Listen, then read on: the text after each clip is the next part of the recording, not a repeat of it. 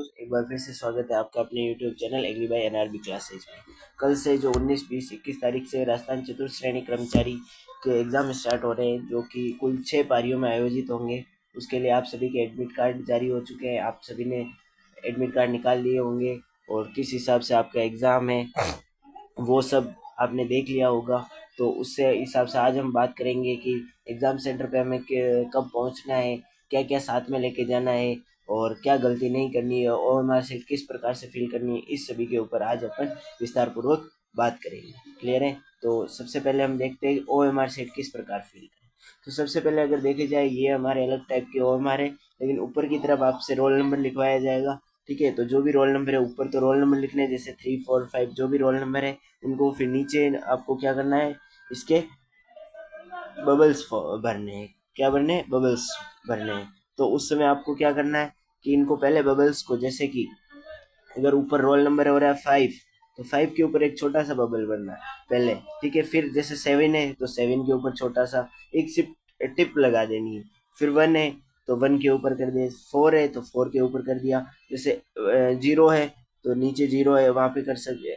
जैसे कि 9 है, 9 के ऊपर कर दिया। 4 है, ये कर दिया। फिर उसके बाद में हमको एक साथ क्या करना है, इन बबल्स को फिल करना है। होता क्या है कि हम एक साथ भरते हैं, उस समय हमसे क्या हो जाती है, गलतियां हो जाती है। इस वजह से पहले हमको क्या करना है, बबल्स को सिर्फ छोटा सा टिप कर देना, उस डार्क उनको बाद में करना है। क्लियर है? ताकि उससे क्या होगा कि गलती की कोई चांस नहीं रहता। होता क्या कि हमारा दिमाग उस समय एग्जाम टाइम में थोड़ा स्ट्रेस वगैरह रहता है, हाइपर हो जाते हैं, तो रोल नंबर हमसे गलत भरे जाते हैं। मैंने देखा है कि हमारे साथ एक थे, तो उनके एग्जाम टाइम में ऐसे कैसे रोल नंबर गलत भरने आ गया, फिर उसके उसके 10 नंबर कट गए।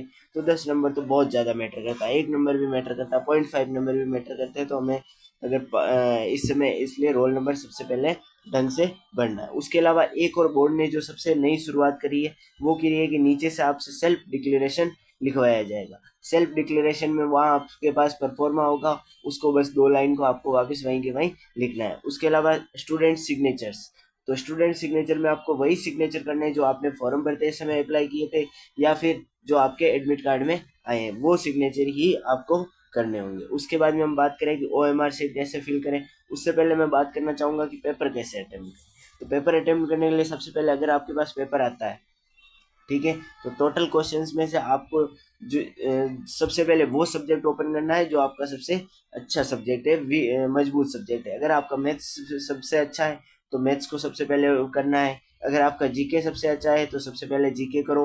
हिंदी इंग्लिश अच्छा है तो सबसे पहले हिंदी इंग्लिश करो। कंप्यूटर करना है तो सबसे पहले कंप्यूटर करो। सबसे पहले इजी सब्जेक्ट करो, जिससे कि आपका टाइम बच जाएगा। क्योंकि अगर आप जीके अच्छा है तो जीके आपके लिए कहीं ना कहीं टाइम को बचाएगा, तो वो टाइम आप मैथ्स में कंज्यूम कर सकते हो। ये एक स्ट्रेटजी है जो बहुत ज़्यादा ज़रूरी है, क्योंकि इसमें हम ध्यान नहीं रख पाते और हमारे हम सबसे पहले जो भी सामने क्वेश्चन आता है वो कर लेते हैं। तो हम जैसे मैथ्स है, कंप्यूटर है, तो इंग्लिश है, ये टाइम कंज्यूमिंग हो जाते हैं, फिर हमारे जीके में टाइम नहीं मिल पाता लास्ट में। तो इस वजह से हमें क्या करना है, सबसे पहले मैथ्स को बाद में करना है। अगर आपका मैथ्स अच्छा है तो आप पहले मैथ्स भी कर सकते हैं, लेकिन सबसे पहले हमें किस पे ध्यान देना है, जीके के ऊपर। अगर आपका हिंदी बहुत अच्छा है तो आप हिंदी के ऊपर भी ध्यान दे सकते हैं। क्लियर है? अब जैसे आपने क्वेश्चन कर दिए, ठीक ठाक क्वेश्चन कर दिए फर्स्ट राउंड में, जैसे कि आपने 105 तक कर लिए।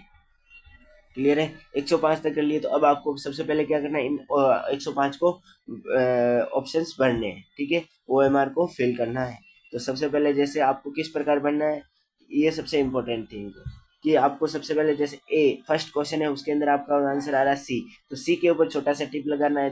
दूसरे में आ रहा है B, तीसरे में आ रहा है D, चौथे में आ रहा है A, पांचवे में आ रहा है B, और अगर छठे में आ रहा है D, सी। इस प्रकार से करना है पहले, सभी इस प्रकार से। होता क्या है कि हमारा एग्जाम टाइम के समय एक तो हम हाइपर होते हैं, प्लस हमारा दिमाग बहुत ज़्यादा क्या हो जाता है, एक्टिव रहता है, तो हमारा दिमाग इधर से उधर घूम जाता है। तो उसकी वजह से हम क्या, जैसे फर्स्ट क्वेश्चन किया हमने, फर्स्ट के अंदर सी है, तो हम क्या करेंगे, उसको ब्लैक ब्लैक ब्लैक ब्लैक करेंगे, पूरा भरेंगे। तब तक क्या होगा कि हमारा दिमाग कहीं और डाइवर्ट हो जाता है, फिर दूसरे का ऑप्शन तीसरे में चला जाता है, तीसरे का चौथे में, चौथे का पांचवे में, इस प्रकार होके पूरा गलत हो जाता है। मैंने एक बार देखा था ऐसे ही, IITN का एग्जाम था, ट्रिपल IIT होता था उस समय। तो उस समय क्या हुआ था कि एक बंदे से ऐसे कैसे फर्स्ट या सेकंड क्वेश्चन में ऐसा हो गया और उसने ध्यान नहीं दिया, तो लास्ट तक जाते जाते अब 150 क्वेश्चन थे, 200 क्वेश्चन थे, और उसके 199 पे पूरे हो गए। वो तो वहीं के वहीं चक्कर खा के बेहोश हो गया। तो इस वजह से हमें ध्यान रखना है कि ऐसी गलती हमको नहीं करनी है। तो सबसे पहले हमें क्या कर देनी है, सिर्फ एक टिप फिल करनी है, बाद में उनको ब्लर क्या सॉरी पूरा फुल बाद में बबल्स भरने हैं। क्लियर है, आगे समझ में? तो इसी प्रकार से हमको पेपर अटेम्प्ट करना है, उसी प्रकार से OMR भरनी है। इससे आपका टाइम, आपको हमको लगता है कि कहीं ना कहीं हमारा टाइम खराब होगा, लेकिन ऐसा नहीं होता है, टाइम हमारा बचता ही है इस वजह से। क्लियर है, अगले क्वेश्चन, अगली बात की तरफ बढ़े तो क्या लेकर जाए साथ में, सबसे इम्पोर्टेंट थिंग है कि क्या लेकर जाए। जो फर्स्ट टाइम एग्जाम दे रहे हैं बहुत सारे लोग हैं, उनके सबसे बड़ी दिक्कत यही आती है कि साथ में क्या लेकर जाए क्या नहीं लेकर जाए। तो आपको सबसे पहले क्या लेना है, एक एडमिट कार्ड। आप चाहे कलर निकलवाए, चाहे ब्लैक एंड व्हाइट निकलवाए, ऐसा कोई जरूरी नहीं है। क्लियर है, एक आधार कार्ड या अगर कोई भी फोटो ID प्रूफ है ना, आधार कार्ड हो चाहे वोटर ID कार्ड हो चाहे पैन कार्ड हो, आप कोई सा भी एक चीज ले जा सकते हैं जिसमें आपका रिसेंट फोटो होना चाहिए। ऐसा नहीं है कि आपके 4 साल की उम्र का फोटो था आधार कार्ड में, तो आप उसमें तो पहचान ही नहीं पा रहे हो। इस वजह से हमको क्या करना है, ध्यान रखना है। उसके साथ में आपको 2 फोटो लेकर जाने,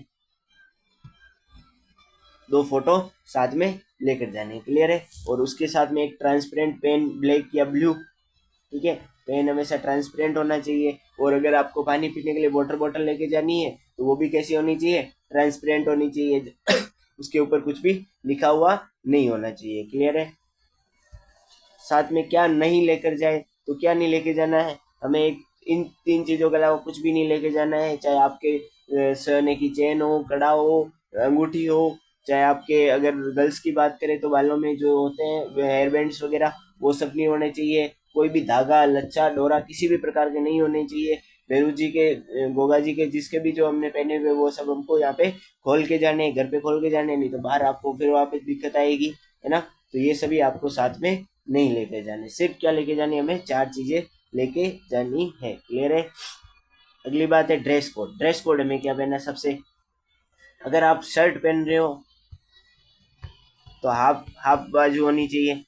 क्लियर है, और अगर आप टी शर्ट पहन रहे हैं तो कोई दिक्कत नहीं है, टी शर्ट नहीं होनी, टी शर्ट चलेगा, लेकिन उसके ऊपर ज़्यादा प्रिंटेड नहीं होना चाहिए, क्योंकि प्रिंटेड के ऊपर भी रोक है। जीन्स बिल्कुल नहीं होनी चाहिए आपके पास, जीन्स के लिए तो आलोक राज जी ने बिल्कुल मना किया, अभी कुछ समय पहले ट्वीट करके बोला है कि जीन्स बिल्कुल भी अलाउड नहीं है ना। तो जीन्स वगैरह नहीं पहन के जाना, नहीं तो जिन अभी राजस्थान पुलिस के एग्जाम में आपने वो वायरल फोटो देखा होगा, जिन भैया के उनको टावल में एग्जाम देने पड़ेगा, तो ऐसे आपके साथ भी नहीं हो। क्लियर है, उसके अलावा अगर आप शर्ट पहन रहे हैं तो हाफ हाफ स्लीव्स होनी चाहिए, नहीं तो फिर वापस वहाँ पे काटने वगैरह की दिक्कत आती है। तो आपको हाफ स्लीव शर्ट होना चाहिए, है ना। और टी शर्ट हो तो वेल एंड वेल, जींस नहीं चलेगी, आपको लोअर या फॉर्मल पैंट पहन के जाना। प्लस लोअर में भी अभी इन्होंने राजस्थान पुलिस में एक दिक्कत कर दी थी कि लोअर में अगर पैंट के अंदर सॉरी पॉकेट जिप्स है तो उन जिप्स को भी उन्होंने क्या करवाया, कटिंग करवा दिया था। इस वजह से हमको इसका ऊपर भी बहुत ध्यान रखना है। क्लियर है, तो ड्रेस कोड का समझ में आ गया आप सभी को। अगले बात की तरफ चलते हैं, परीक्षा केंद्र पर कब पहुंचे। तो ये सबसे मेन बात, अगर आपका फर्स्ट पारी में पेपर है, फर्स्ट पारी में पेपर है तो आपकी जो एंट्री टाइमिंग होगी वो होगी 7 से 8, और 9 से आपका एग्जाम क्या हो जाएगा, स्टार्ट होगा। इसके कारण हमें क्या करना है कि 7 बजे से है तो हमें 7 बजे से कुछ समय पहले वहां पर एग्जाम सेंटर पे पहुंच के हमें सेंटर कोड और हमारी जो सीटिंग अरेंजमेंट है वो सभी हमको मैच कर देना है, ताकि पता चल जाए। और अगर आप पास में रहते हो, जैसे कि अगर आप जिस शहर में, अगर उदयपुर में आपका सेंटर है, आप उदयपुर में हैं या एक दिन पहले आ गए, तो कोशिश करें कि उस सेंटर को एक दिन पहले जाके देख लें।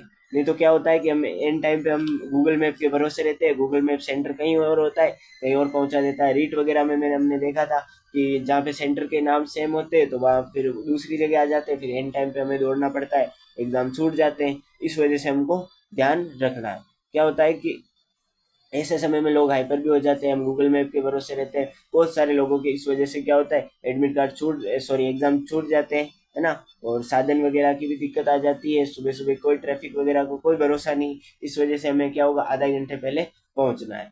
क्लियर है, उसके बाद में अगर किसी का शाम की इवनिंग शिफ्ट में है तो उनको 1 से 2 के बीच में एंट्री है, तो उनको 12:30 के आसपास सेंटर पे पहुंच जाना है। क्लियर है, 12:30 के आसपास सेंटर पे पहुंचना है। क्लियर है, अगली बात की तरफ बढ़े तो बस आज के लिए बस इतना ही। आप सभी को एग्जाम के लिए बहुत बहुत बेस्ट ऑफ लक। आप सभी अपनी मेहनत का पूरा पूरा फायदा उठाएंगे क्योंकि आपने जो मेहनत की है इतने लंबे समय से उसका आपको रिवॉर्ड मिलेगा। और सॉरी, और अगर आपको मेहनत, आपने सच में मेहनत की है तो कहीं ना कहीं आपके पास डर रहेगा, क्योंकि एंड टाइम पे होता है कि भाई साहब हमारे डर लग रहा है, टेंशन हो रही है, क्या होगा एग्जाम में, कैसा आएगा पेपर, है ना, और कहीं ना कहीं हमारे छूट नहीं जाए। तो ऐसी इन सभी चीज़ों की हमें टेंशन नहीं लेनी है। कि बहुत सारे बच्चे पूछते हैं कि हमें कितने क्वेश्चन करने होंगे, कट ऑफ कितनी जाएगी, तो देखो कि बिना पेपर के तो कोई भी कट ऑफ नहीं बता सकता है। और पेपर तो वहाँ अंदर जाके पता चलेगा कि हार्ड है कि सरल है। और कहीं ना कहीं अपने आप को वो नहीं समझना है कि नहीं मेरे को सब कुछ आता है ना। तो अपने ज़्यादा नेगेटिव नहीं करने, जितने ज़्यादा आप नेगेटिव करोगे उतने ज़्यादा क्या होगा, आपके ही नुकसान होगा। होता है क्या कि हम जैसे कि 150 में से अगर हमने 90 क्वेश्चन सही कर लिए, 60 अगर गलत कर दिए, तो हमारे पास क्या बचेगा, कुछ नहीं रहेगा, है ना। ऑटोमेटिकली हम लोग बाहर हो जाएंगे कंपटीशन से। तो इस वजह से नेगेटिव से कहीं ना कहीं बचना है। और अगर आपको लग रहा है कि हमने ठीक ठाक क्वेश्चन कर लिए, अब मेरे को कहीं ना कहीं रिस्क लेनी चाहिए, तो उस समय रिस्क भी आप उन क्वेश्चन में ले जिनके अंदर आप 50% में कंफ्यूज है। कि दो ऑप्शन के अंदर आप कंफ्यूजन हो, कि चार ऑप्शन थे, दो तो वैसे ओवरऑल कट गए कि ये तो हो ही नहीं सकते, इस टॉपिक से रिलेटेड नहीं, सब्जेक्ट से रिलेटेड नहीं, दो बचे। उस समय कहीं ना कहीं आप रिस्क ले सकते हो, 5 से 7 क्वेश्चन, इससे ज्यादा नहीं लेनी है कभी भी, क्योंकि तुक्का कहीं ना कहीं आपके बैक फायर करेगा ही करेगा। क्लियर है? तो आपको ध्यान रखना है। और एग्जाम के लिए आप सभी को बेस्ट ऑफ लक। एग्जाम से पूरे एक दिन पहले ही आप वहाँ पे पास में पहुंच जाए, जिससे कि आप एनीवेयर जल्दी से जल्दी सेंटर पे पहुंच सके। क्लियर है? All the very best. Thank you.